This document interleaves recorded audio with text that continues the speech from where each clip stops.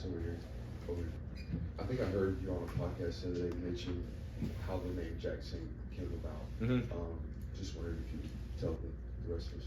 Oh, this the story? Oh, yeah. So back when I was in high school, my freshman year in high school, I was living with my biological dad and my stepmother at the time. And at this point, I just started playing football. I've been playing football for about 3 years now. And I just got accepted to go to St. Thomas Aquinas down in South Florida. It's one of like the most prestigious schools in the nation for football. And it was one of my dreams because my cousin Sam Bruce, he played at St. Thomas, and I used to look up to him. So I knew I wanted to be there and play there. So at the time, my parents ended up, getting into whatever they was getting into, and they ended up separated. And I started living with my youth football coach, and his wife and his kids. He had 2 kids at the time. And I started living there. At first, it was just to be there until my dad got back on his feet. But I say after the first year, I wasn't hearing from my dad much.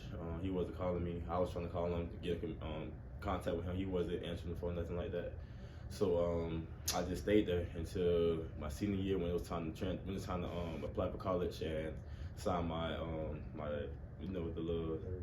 Yeah, so I needed a legal parent or a legal guardian, and I ain't had neither one of them.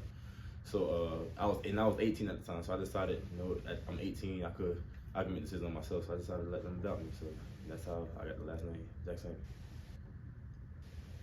Marcus, do you feel like there's any more pressure on you or anyone else on the offense after losing Brock? Do you feel like there's added pressure?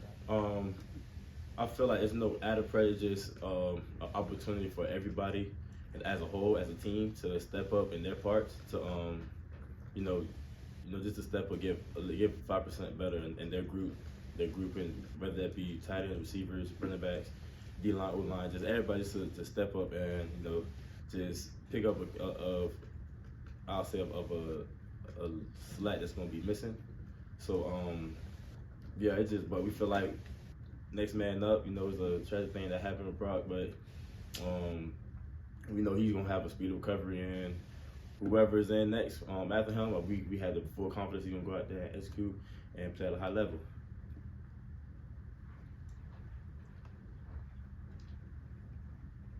Hey Marcus, Kirby was talking about how when you're talking about losing a guy like Brock Bowers, one player can't step up and be Superman. It really does have to be a group effort. How much does it fall on kind of everyone's shoulders to make sure there's not that slack like you were talking about? Like I said earlier, it really falls on everybody's shoulders to to buy in and to come together, knowing that a big part of the team, a big part of the offense is missing. So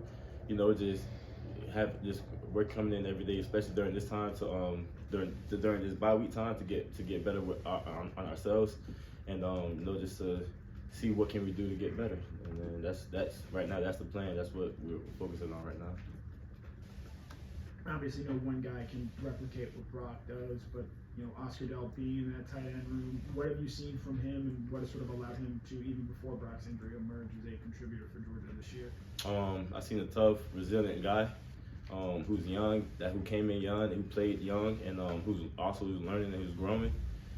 Every day he's at practice, every day that he's on the field, he's taking reps, he's growing, and I'm excited for him, excited for this opportunity for him, see how he do his opportunity. And like I said, he's been like one of those guys that came in that's always been working. So we just gotta see how what goes on down the road. Yeah, Marcus, normally when I talk to a wide receiver, I'd ask them, hey, what's your favorite catch? But I watch you block really, really hard. So what is your favorite block you've had in your career? I don't know. You don't have one that sticks out? Nah, it's been a couple. It's been a couple. I don't have one that sticks out. Really, I don't really try to focus on it. I just try to, do my job, get to the next play.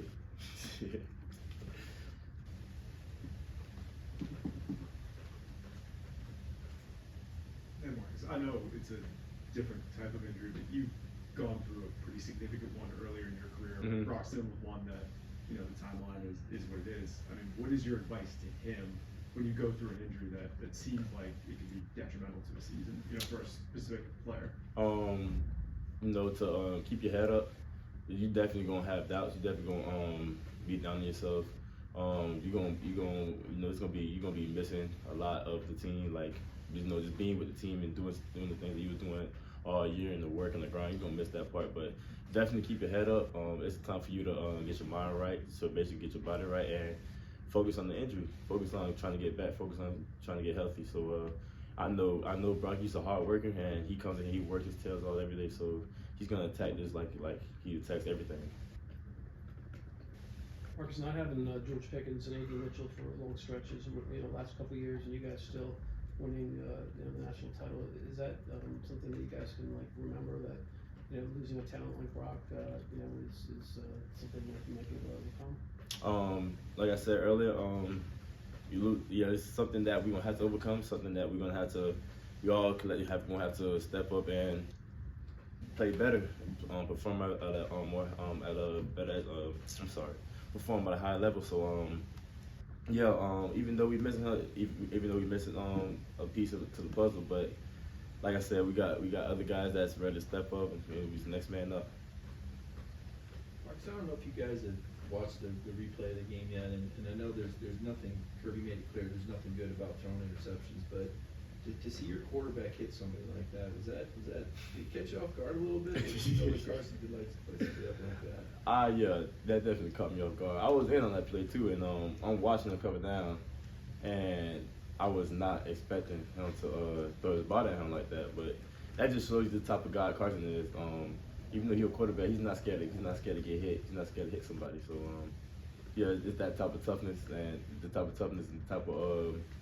of grit that he brings to the offense. Yeah, from your perspective, did you notice there was anything sort of different about Vanderbilt's turf? It seemed like a lot of guys were sort of slipping and sliding around the field there, and obviously Brock getting hurt, Xavier Ken also picking up injuries there.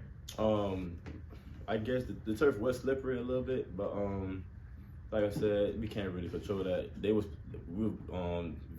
other team was playing the same elements we was playing in, and then that's part of the game. That's an element or something that we can't control. Just we gotta be able to keep our feet underneath ourselves. So but the turf was slippery though. It was very bad.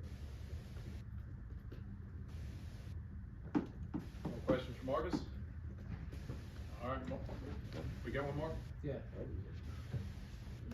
Can you put in words what you think Brock means to this offense? And because obviously he's going to be missing for a little bit. What's the adjustment from what you guys do? There's no adjustment right now. As of right now, I feel like there's no adjustment that we can do. Just keep doing what we've been doing. Chopping wood, trying to get through every week on how can we get better as an offense, how can we get better as a team, how can we get better as a group. So like I said, next man up, whoever's next man up, they gotta be ready. All right, thank you, Marcus. Thank you. Thanks, Marcus. Thank you. Great job.